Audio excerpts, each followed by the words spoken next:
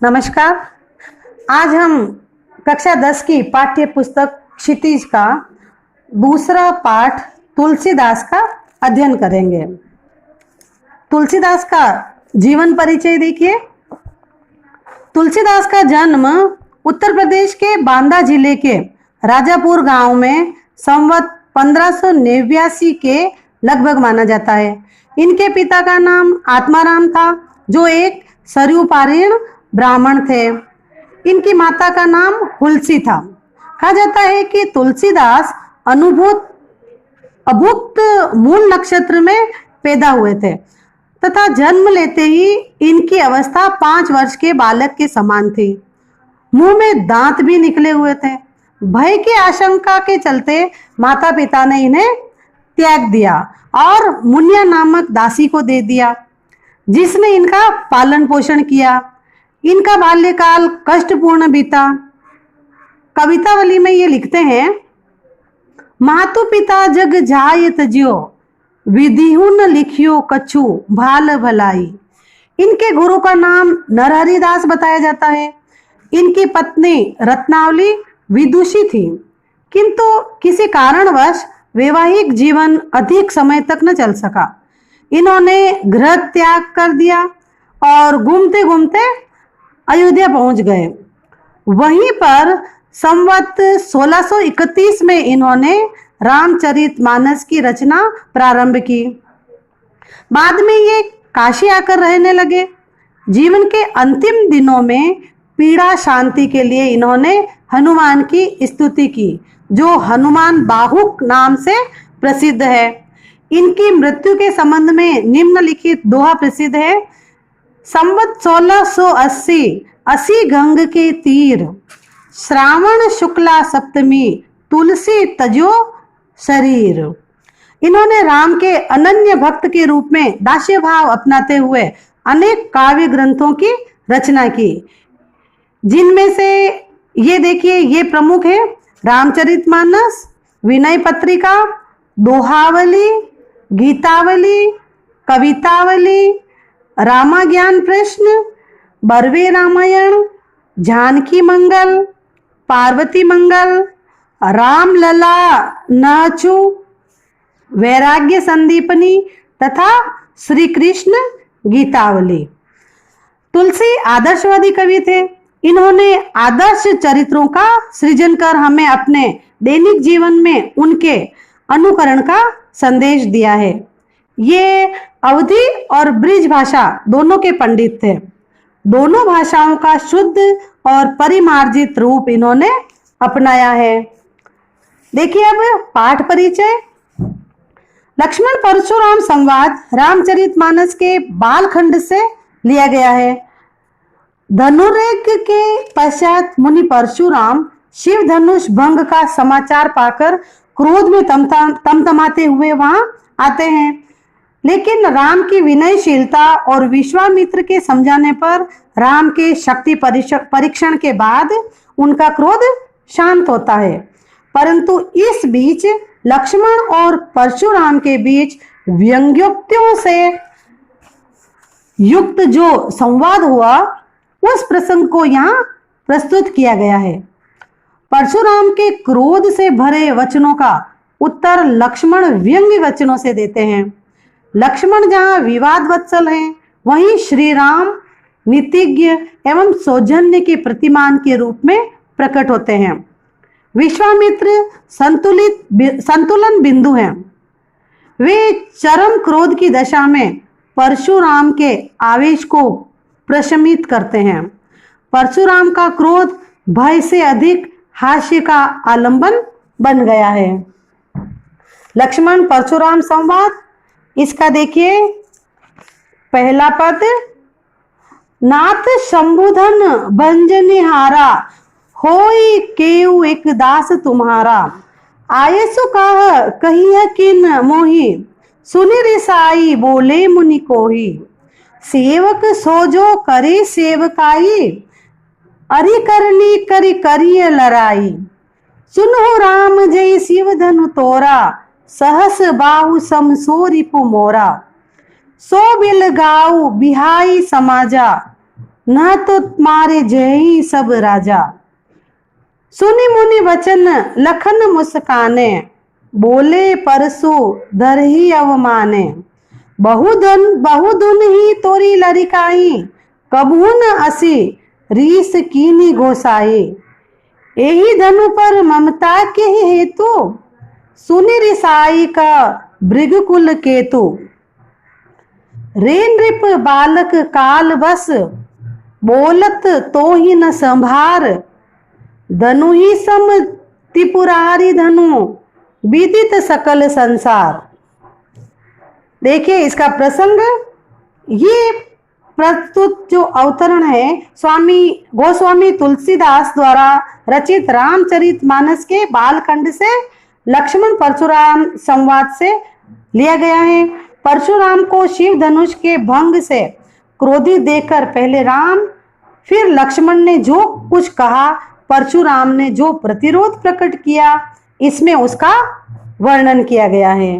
अब इस पद की देखिए व्याख्या।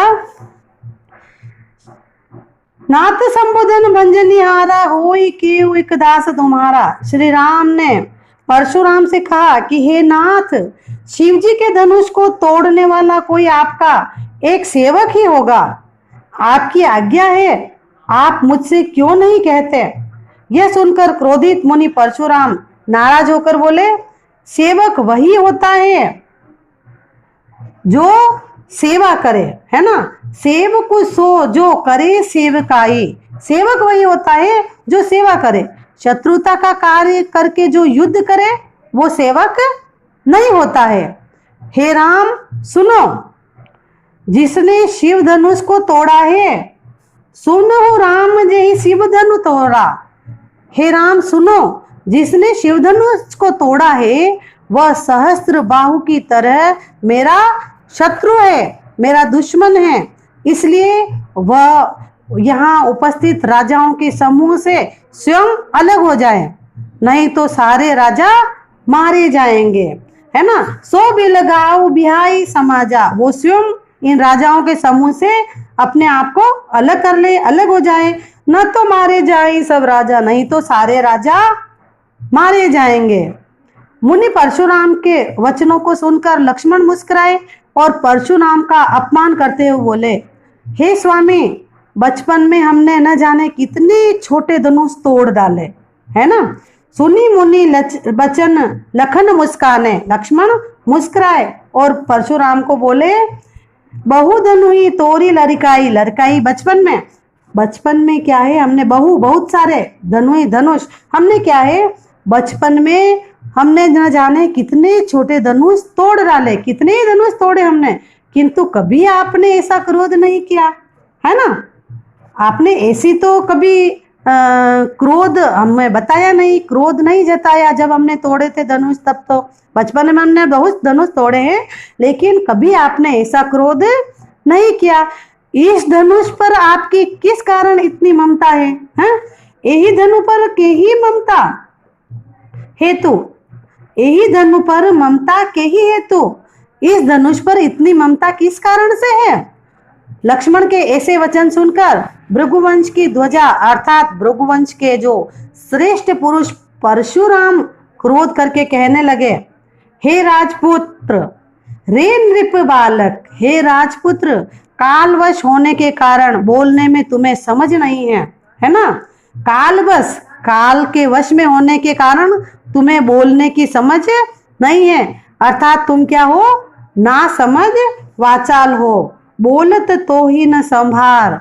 इस कारण तुम क्या कह रहे हो यह नहीं जान रहे हो कि मैं क्या बोल रहा हूँ, तुम क्या है, ना समझ हो।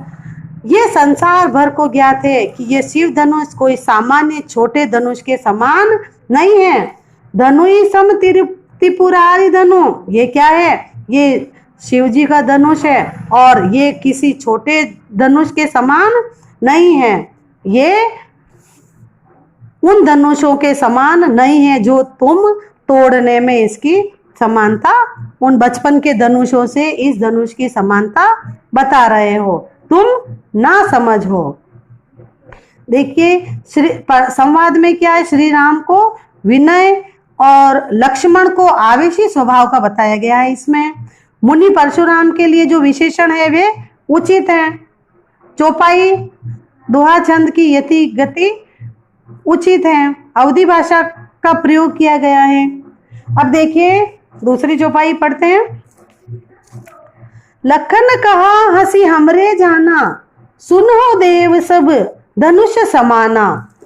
पाछते लाभ जून धनु तोरे, देखा राम नयन के भोरे।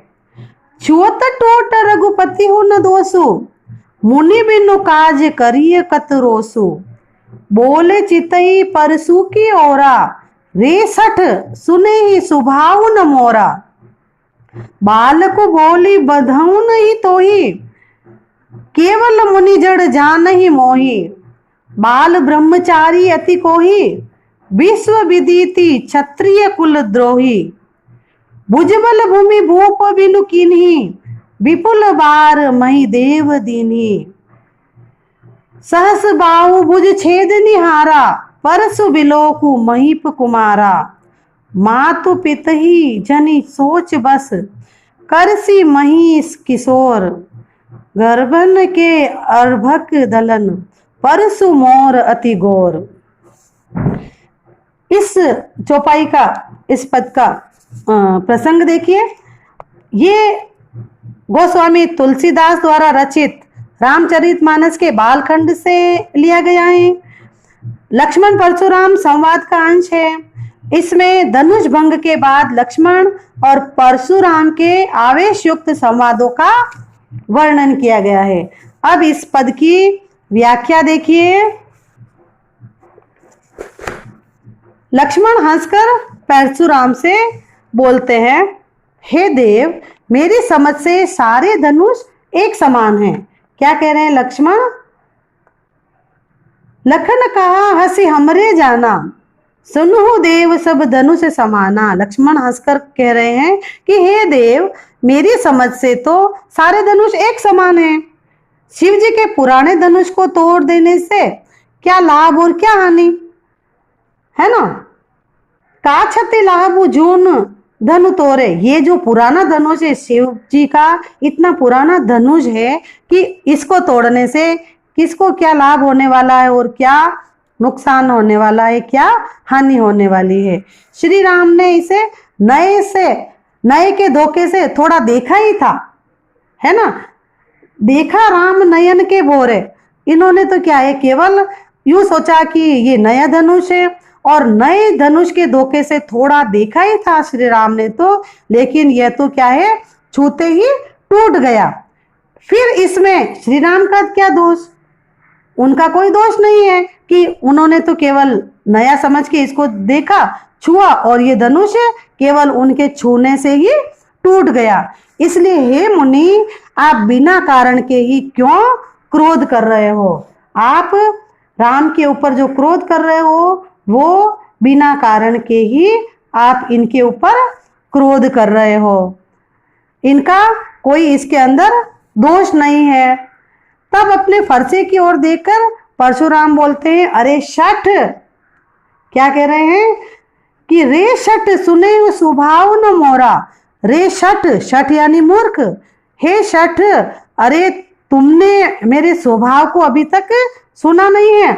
तुम तो क्या हो, बच्चे हो, है ना, तुम बालक हो और अभी तक तुम मेरे स्वभाव को नहीं जानते हो। तुमने अभी तक मेरे स्वभाव के बारे में नहीं सुना है। मैं बालक समझकर तुम्हारा वध नहीं कर रहा हूं। क्या कह रहे हैं परशुराम जी? बालक को बोले बंधु नहीं तो ही, मैं बालक समझकर, बच्चा समझकर तुम्हारा वध नहीं कर रहा हूं। लेकिन हे जड़, क्या तू मुझे नीरा मुनि ही समझ रहा है? केवल मुनि जड़ जान ही मोही। क्या मुझे केवल तुम मुनि ही समझ रहे हो? मैं बाल ब्रह्मचारी और अत्यधिक क्रोधी हूं। बाल ब्रह्मचारी अति कोही। मैं तो क्या है, मैं बाल ब्रह्मचारी हूं और अत्यधिक क्रोधी हूं। और सारे संसार को पता है कि मैं क्षत्रियों के कुल का घोर शत्रु हूं। मैं बाल ब्रह्मचारी हूं, अत्यधिक क्रोधी हूं और विश्व विदित यानी पूरा संसार जानता है कि क्षत्रिय कुल द्रोही, मैं क्षत्रिय कुल का द्रोही हूं, क्षत्रियों के कुल का तो मैं घोर शत्रु हूं। मैंने अपनी भुजाओं के बल पर ही इस पृथ्वी को अनेक बार भूप विहीन यानी क्षत्रियों के जो राजा थे उनसे रहित कर दिया है। भुजबल भूमि भूप विन कीनी, इस धरती को मैंने, इस पृथ्वी को मैंने कितनी ही बार इन क्षत्रिय राजाओं से रहित कर दिया है और अनेक बार अनेक उनके राज्यों की भूमि को जीतकर ब्राह्मणों को दान कर चुका हूं। विपुल बार मही देव न दीनी, बहुत बार, विपुल बार यानी बहुत बार क्या है, अनेक बार मैंने इन क्षत्रिय राजाओं की राज्य को छीनकर, इनसे जीतकर, और मैंने इनको ब्राह्मणों को, इनके राज्यों को दान कर चुका हूं मैं। हे राजपुत्र, मेरे फरसे को देखो। क्या कह रहे हैं परशुराम कि परशु बिलो की महिप कुमारा यानी राजकुमार। हे राजपुत्र, हे राजकुमार, मेरे फरसे को देखो। यह सहस बाहु की भुजाओं को काटने वाला है। सहस बाहु भुज छेद निहारा, सहस्त्र बाहु की भुजाओं को काटने वाला है ये। सहस्त्र बाहु यानी जिसकी सहस्त्र भुजाएं थी, उसकी सहस्त्र भुजाओं को भी इस मेरे फरसे ने काट दी है। मेरे फरसे की तरफ देखो, यह सहस्त्र बाहु की भुजाओं को, 1000 भुजाओं को काटने वाला फरसा है। हे राजपुत्र, माता पिता को अपनी मूर्खता से शोकग्रस्त मत करो। मात पित ही जनी सोच बस, कर ही महिष किशोर। हे राजकुमार, तुम अपनी मूर्खता से अपने माता पिता को शोकग्रस्त मत करो। यानी क्या कह रहे हैं कि तुम मुझे क्रोधित कर रहे हो, मैं तुम्हारा वध कर दूंगा। तुम्हारा वध कर दूंगा तो तुम्हारे माता पिता को दुख होगा, वो शोकग्रस्त हो जाएंगे। इसलिए हे राजपुत्र, हे राजकुमार, तुम मुझे क्रोधित मत करो और अपने माता पिता को शोकग्रस्त करने की मूर्खता मत करो। क्षत्राणियों के गर्भों में स्थित जो शिशु है उनका मर्दन करने वाला मेरा यह फरसा अत्यधिक भयंकर यानी विनाशकारी है। गर्भन के अर्भक दलन परशु मोर अति घोर, जो क्षत्रिय नारियां होती है, क्षत्राणियां, उनके गर्भ में जो शिशु थे उन शिशुओं का भी इन्होंने मर्दन कर दिया, उनका भी इस फरसे ने वध कर दिया है। इसलिए मेरा फरसा है अत्यधिक विनाशकारी है। इसलिए तुम मुझे क्रोध मत दिलाओ और मेरे फरसे से बचने की कोशिश करो। मुझे क्रोध में मत करो, मुझे गुस्सा तुम मत दिलाओ। ठीक है, ये इसका देखिए विशेष परशुराम के क्रोधी स्वभाव की सशक्त व्यंजना हुई है। परशुराम ने पहले क्षत्रियों का अनेक बार वध किया था, उसी की ओर इसमें संकेत किया गया है। ये दो हमने चौपाई लक्ष्मण परशुराम संवाद की आज व्याख्या की। अब हम अगली चौपाई अगले वीडियो में देखेंगे, उनका अध्ययन अगले वीडियो में करेंगे और व्याख्या करेंगे। धन्यवाद।